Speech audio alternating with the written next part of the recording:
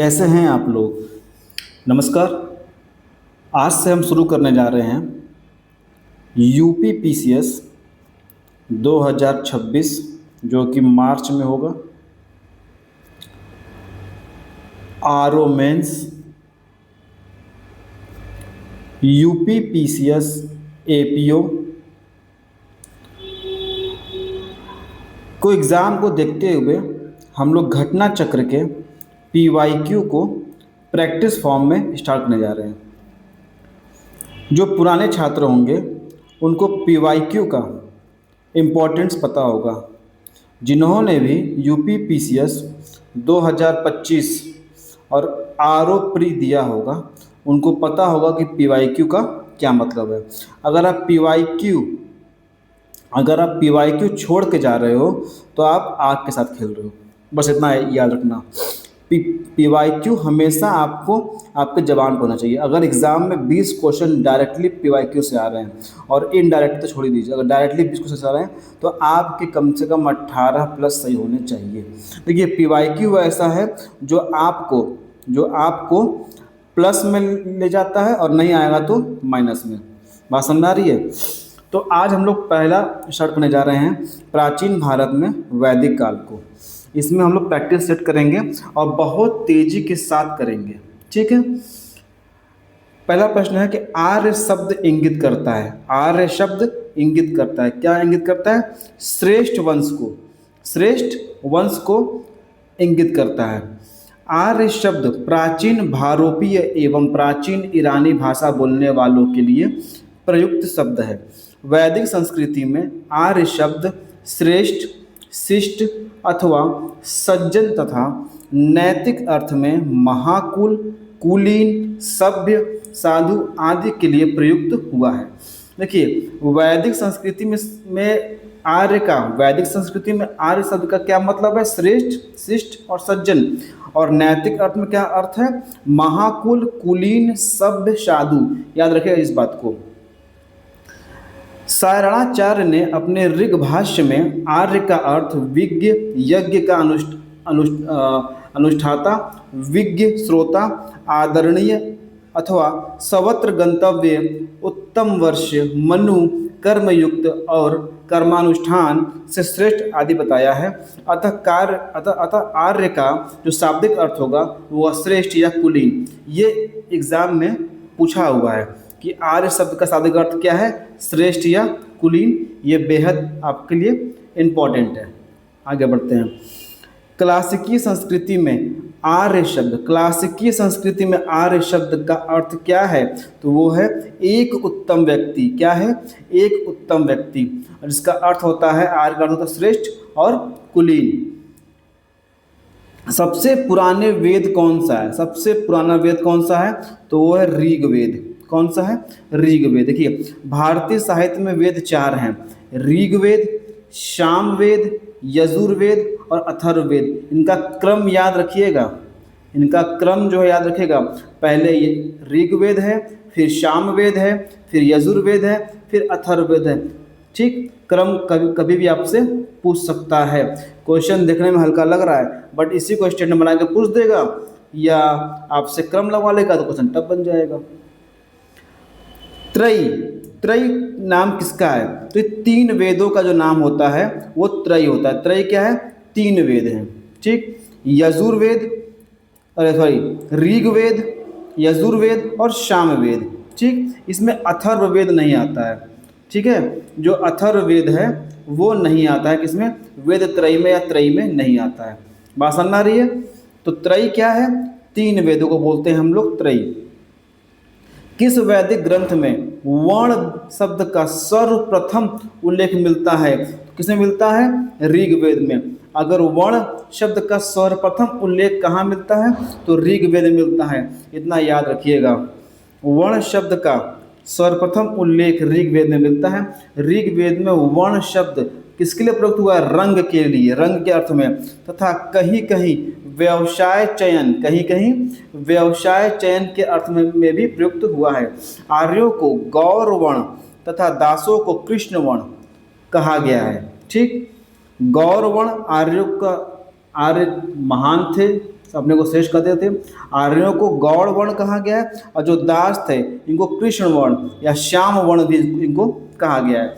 ऋग्वेद के जो 10वां मंडल है, ऋग्वेद के 10वां मंडल के पुरुष सूक्त में सर्वप्रथम शूद्र वर्ण का उल्लेख मिलता है।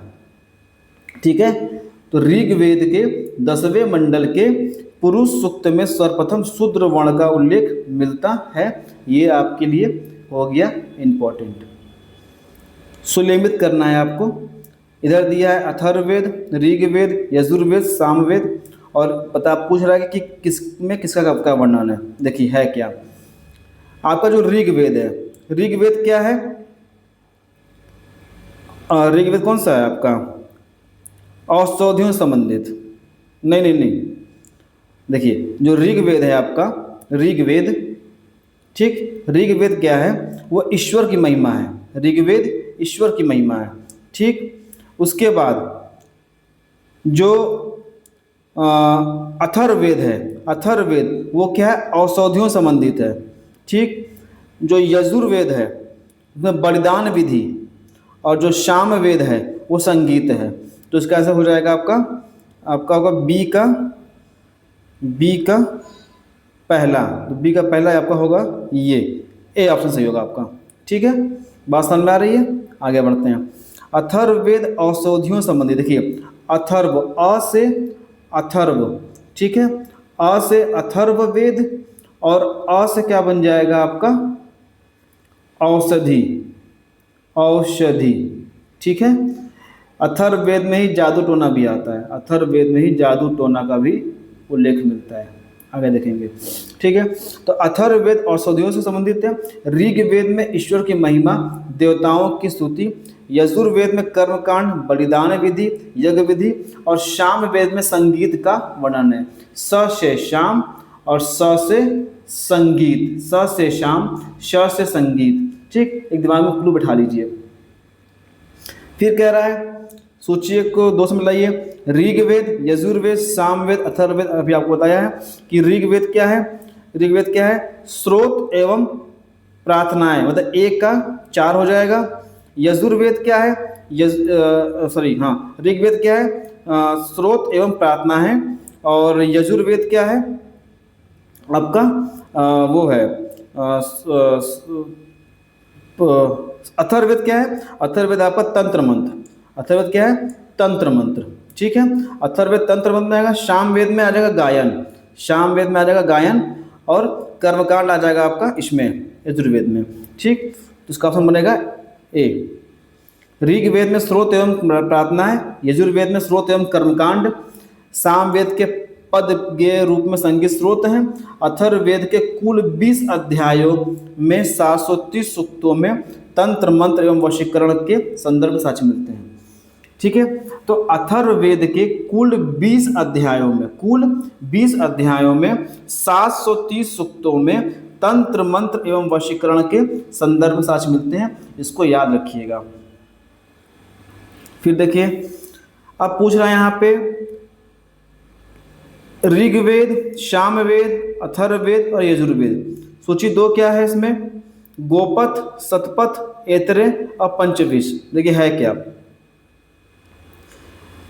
ऋग्वेद का क्या है, ऐतरेय है, सामवेद का पंचविश है, अथर्ववेद का गोपथ है और यजुर्वेद का शतपथ है। ठीक, इसको एक ट्रिक बना के हम लोग याद कर सकते हैं। गो का अर्थ, गो का अर्थ, तो गो का अर्थ क्या बन गया आपका, गो से बन जाएगा आपका गोपथ, गो से बन जाएगा आपका गोपथ और अर्थ से बन जाएगा अथर्ववेद। क्या बन जाएगा, अथर्ववेद। बात समझ आ रही है। शामदेव पंचविश, सामदेव पंचविश, शाम होते ही शाम को 5 लोग आएंगे, शाम को 5 लोग आएंगे, शाम को 5 लोग आएंगे। एक ट्रिक बना के याद कर लीजिए, सामदेव पंचविश। ऋग्वेद का क्या है, ऐतरेय, ए ऋग्वेद, ए ऋग्वेद, ए ऋग्वेद। ठीक है, यजुर्वेद का क्या है, शतपथ, यजुर्वेद शतपथ। ठीक, आगे बढ़ते हैं। कौन सा ब्राह्मण ग्रंथ ऋग्वेद से संबंधित है, अभी हम पढ़ते ना, ऐतरेय ब्राह्मण किसका है, ऋग्वेद का। किसका है? ऋग्वेद का। ठीक, प्रत्येक वेद के लिए अलग अलग ब्राह्मण ग्रंथ लिखे गए हैं। यजुर्वेद का बताइए कौन सा? यजुर्वेद का तैत्तिरीय या शतपथ। अभी हमने ऊपर देखा है कि यजुर्वेद का क्या है? शतपथ, शतपथ, या इसका एक नाम और क्या है? तैत्तिरीय। ठीक, तैत्तिरीय। बात समझ में आ रही है? गो का अर्थ क्या है? ये था अथर्ववेद का। किसका था? अथर्ववेद का। ठीक, पंचविश, शाम को 5 लोग आएंगे, शाम में 5 लोग आएंगे, मतलब शाम वेद का है ये। ठीक, एतरे किसका है? एतरे किसका है? ऋग्वेद का है। किसका है? ऋग्वेद का है। बात समझ आ रही है? दिमाग में क्लू बैठाइए बस आप लोग। गोपथ ब्राह्मण समझे? गोपथ, गो का अर्थ, गो का अर्थ, गो का अर्थ क्या है? अथर्ववेद से, अथर्ववेद से, अथर्ववेद से। ठीक, आगे देखते हैं। कौन सा शुक्ल यजुर्वेद की संहिता है? शुक्ल यजुर्वेद की संहिता है तो वाजसनेयी, वाजसनेयी, वाजसनेयी, वाजसनेयी। ठीक, तो शुक्ल यजुर्वेद की संहिता कौन सी है? वाजसनेयी है। ठीक है। ऋग्वेद का कौन सा मंडल पूर्णतः सोम को समर्पित है? इंपॉर्टेंट क्वेश्चन कई बार पूछा हुआ है कि ऋग्वेद का कौन सा मंडल पूर्णतः सोम को समर्पित है? तो वह नवा मंडल। कौन सा मंडल? नवा मंडल। ऋग्वेद में कुल 10 मंडल हैं। इसके 9वें मंडल के सभी 114 सूक्त, सभी 114 सूत्र जो है सोम को समर्पित है। जैसे ही स्टेटमेंट बनाएगा, ठीक है, और उसमें सभी शब्द लिखेगा और इंग्लिश में ऑल लिखेगा, लोग कहेंगे गलत है भैया, सभी कैसे हो सकता है? लेकिन नहीं, यही पकड़ना है आपको कि सभी 9वें मंडल के सभी 114 सूत्र जो है वो सोम को समर्पित है। ठीक, ऋग्वेद संहिता का नवा मंडल पूर्णतः किसको समर्पित है? अभी हमने पढ़ा सोम को। सोम इसे पेय पर नामांकित देवता है। सोम किसके थे? पेय के। ठीक, यज्ञ संबंधी विधियां किसमें? सबको पता है भैया, यजुर्वेद, यज्ञ यजुर्वेद, य से यज्ञ और य से यजुर्वेद, य से यज्ञ और य से यजुर्वेद। ठीक, अब आप नहीं भूलेंगे। किसका संकलन ऋग्वेद पर आधारित है? सामवेद का। याद रखिएगा, सामवेद का। ऋग्वेद निम्नलिखित में किसका संकलन ऋग्वेद है? तो सामवेद का जो संकलन है वो ऋग्वेद पे हुआ है। ठीक, जो सामवेद का जो संकलन हुआ है वो ऋग्वेद पे आधारित है। देखो, सामवेद में कुल 1875 ऋचाएं हैं। इंपॉर्टेंट है, पूछ सकता है। सामवेद में कुल 1875 ऋचाएं हैं, जिनमें से सामान्यतः मत के अनुसार 75, जबकि कुछ विद्वानों के मत के अनुसार 99 को छोड़कर से सभी ऋग्वेद में। ये हटा दीजिए, बस ये पढ़ लीजिए कि सामवेद में कुल 1875 ऋचाएं हैं। और ये किस पे निर्भर है? तो ये निर्भर है आपके उस पे, ऋग्वेद पे। ठीक, भारत के किस स्थल की खुदाई से लौह धातु के प्रचलन के प्राचीनतम प्रमाण मिले हैं? तो वह अतरंजी खेड़ा। ठीक, भारत के किस स्थल की खुदाई से लौह धातु के प्रचलन के प्राचीनतम साक्ष्य मिले? तो वह अतरंजी खेड़ा। देखिए, अतरंजी खेड़ा कहाँ पड़ता है? यूपी में। ये आपका बन गया यूपी स्पेशल। ठीक, के उत्खनन में गेहूं, जौ, चावल के अवशेषों के साथ साथ प्राचीनतम कृषि के लौह उपकरण के प्राप्ति हुई है। पुरातत्वविदों ने इसका काल लगभग 1000 ईसा पूर्व निर्धारित किया। इंपॉर्टेंट नहीं है, आप बस ये रखिए कि जो लौह धातु के प्रचलन की जो प्राचीनतम प्रमाण है कहाँ से मिले हैं हमको? तो अतरंजी खेड़ा से मिले हैं। भारतीय उपमहाद्वीप में लोहे का प्रयोग कब शुरू हुआ? किस परिप्रेक्ष्य पूछ रहा है? भारतीय उपमहाद्वीप के परिप्रेक्ष्य पूछ रहा है कि लोहे का प्रयोग कब शुरू हुआ? तो शुरू होता है किसमें से? बनाया गया 1000 से लेकर 600 ईसा पूर्व तक। ठीक, कितना बताया गया है? 1000 से 600 ईसा पूर्व के बीच। ठीक, याद रहेगा। आगे देखते हैं। उपनिषद पुस्तकें हैं, उपनिषद पुस्तकें हैं दर्शन पर। ठीक, दर्शन, उपनिषद का दर्शन, उपनिषद का दर्शन। एक स्टेटमेंट ऐसे ही बस मन में बैठा लीजिए, उपनिषद का दर्शन। जैसे ही उपनिषद आएगा 4 ऑप्शन मिलेगा, आप दर्शन मार दोगे। अगर 4 ऑप्शन नहीं मिलेगा, इसी को ना उठा के बनाएगा स्टेटमेंट। भैया क्वेश्चन कहाँ से उसको टफ बनाना है? चीज़ तो यही रहे। कभी ये चीज़ चेंज हो सकता है क्या कि उपनिषद जो पुस्तकें वो दर्शन पे नहीं है? योग पर है, कभी चेंज हो सकता है क्या? नहीं। इसी का जो फॉर्मेशन है ना, बस फॉर्मेशन चेंज होगा। बात समझ में आ रही है? केवल फॉर्मेशन चेंज होगा, तथ्य वही रहते हैं। उपनिषद दर्शन पर आधारित है पुस्तकें हैं, और इनको वेदांत भी कहते हैं। उपनिषदों को क्या कहते हैं? वेदांत। वेदांत भी कहते हैं किसको? उपनिषदों को। निम्नलिखित में से किस एक वैदिक साहित्य में मोक्ष की चर्चा मिलती है? मोक्ष की, हाँ, मोक्ष की चर्चा कहाँ मिलती है? उपनिषद में। इनको क्या कहते हैं? इनको वेदांत भी कहते हैं। क्या कहते हैं? सॉरी, वेदांत भी कहते हैं। तो मोक्ष की चर्चा कहाँ मिलती है? उपनिषदों में मिलती है। वेदों में मोक्ष शब्द प्रयुक्त नहीं हुआ है, ठीक, वेदों में मोक्ष शब्द प्रयुक्त नहीं हुआ है। उपनिषदों में प्रथम बार मोक्ष की चर्चा मिलती है। यह शब्द श्वेताश्वर उपनिषद में पहली बार आया था प्रयोग। इसको याद, इसको एकदम अंडरलाइन कर लीजिए, एकदम इंपॉर्टेंट है ये। बात समझ आ रही है? तो वेदों में मोक्ष शब्द का प्रयुक्त नहीं हुआ है। उपनिषदों में प्रथम बार मोक्ष की प्राप्ति मिलती है। उपनिषदों में, यहीं पे इंटरचेंज करेगा, यूपी पीछे बहुत चालाक है, यहीं पे चेंज करेगा। क्या बोलेगा? कहेगा कि वेदों में मोक्ष शब्द प्रयुक्त हुआ है। नहीं बाबू, वेदों में नहीं हुआ है, उपनिषदों में हुआ है। या ना बोल ये बोल सकता है कि वेदांतों में हुआ है, इनको वेदांत भी बोलते हैं, ठीक। और जो ये है श्वेताश्वतर उपनिषद में पहली बार आया है। बड़ा कठिन शब्द है ये, ठीक। अध्यात्मक ज्ञान के विषय में नचिकेता और यम का जो संवाद है किस उपनिषद में मिला है? तो वो कौन सा है आपका? कठोपनिषद। कठो, यम बोले नचिकेता से, कठो जा रहा है। ट्रिक बना लो, कठो जा रहा है, कठो। तो नचिकेता और यम का संवाद किसमें है? कठोपनिषद में। नचिकेता आख्यान का उल्लेख किसमें मिलता है? कठोपनिषद में। अब देखिए क्वेश्चन का लैंग्वेज, भाषा। अब यहाँ पूछते हैं नचिकेता आख्यान, अब यहाँ क्या बोलता? नचिकेता और यम का संवाद, बस यही अंतर करेगा, ठीक। कठोपनिषद कृष्ण यजुर्वेद का उपनिषद है। इंपॉर्टेंट पॉइंट है, याद रखिएगा कि जो कठोपनिषद है, ठीक है, वो कृष्ण यजुर्वेद का उपनिषद है। बात समझ में आ रही है? आगे देखते हैं। उपनिषद काल के राजा अश्वपति किसके शासक थे? तो वो थे केकय के। किसके थे? केकय के। उपनिषद काल में राजा अश्वपति किसके शासक थे? केकय के, ठीक।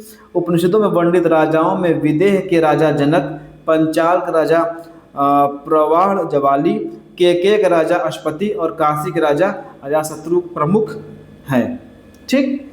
आगे बढ़ते हैं। निम्नलिखित में से वैदिक साहित्य का सही क्रम, इंपॉर्टेंट है, आज क्रम बहुत पूछता है। क्या क्रम है?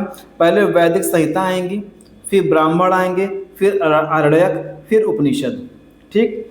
वैदिक संहिता, ब्राह्मण, आरण्यक, उपनिषद। वैदिक संहिता, ब्राह्मण, आरण्यक, उपनिषद, ठीक।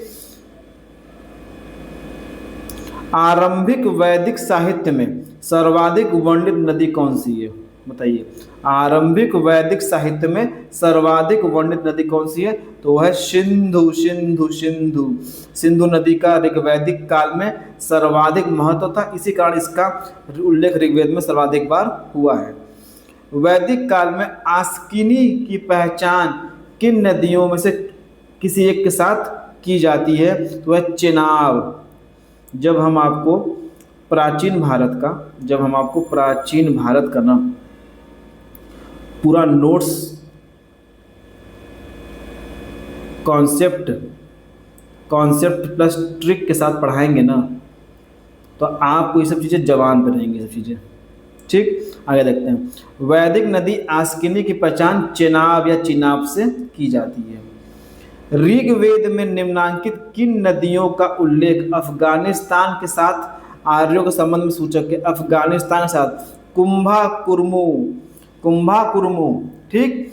ऋग्वेद में किन नदियों का उल्लेख अफगानिस्तान के साथ आर्यों के संबंध का सूचक है? तो कौन सा है? कुंभा कुर्मू, ठीक। ऋग्वैदिक काल में कुंभा, काबुल, कुरमु, कुर्रम, गोमती, गोमल, सुवास्तु, स्वात नदियां अफगानिस्तान में बहती थी। इन नदियों के उल्लेख से स्पष्ट होता है कि आर्यों का अफगानिस्तान के साथ घनिष्ठ संबंध था। याद कर लीजिएगा चीज को। ये पूछ सकता है कुंभा, काबुल, कुरमु किन चार नाम देगा रिवर्स का, पूछ लेगा कि संबंध अफगानिस्तान से है या नहीं। तो कुंभा का है, कुरमु का है, गोमती का है और सुवास्तु का है। ठीक है, अब ये बोलना है कि सूची का चयन करना है। कुंभा, परसुणी, सदानीरा, सहोदरी, गंडक, काबुल, रावी, सतलज। ठीक है, देखिए कुंभा क्या थी, काबुल, परसुणी, रावी, सदानीरा, गंडक, सदोदरी, सतलज। स से सतुद्री, स से सतलज। कुंभा, क से कुंभा, क से काबुल, परसुणी, रावी, परसुणी, रावी, परसुणी, रावी। ये सबको बस दो चार बार आप देखते चलिए, आपको याद अपने आप हो जाएगा।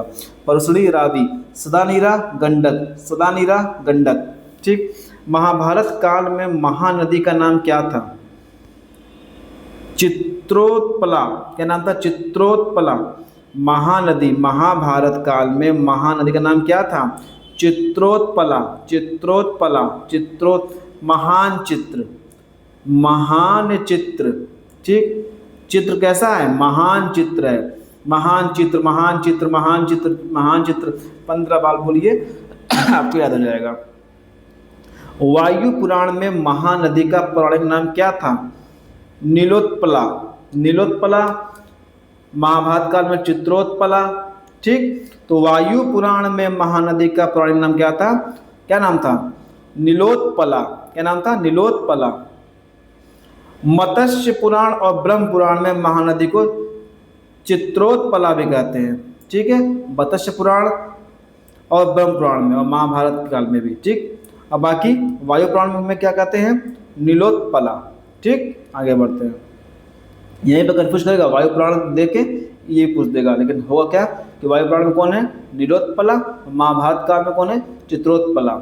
ठीक, कौन सी प्रथा उत्तर वैदिक काल पोस्ट वैदिक में प्रचलित थी? बताइए। धर्म, अर्थ, काम, मोक्ष सही था।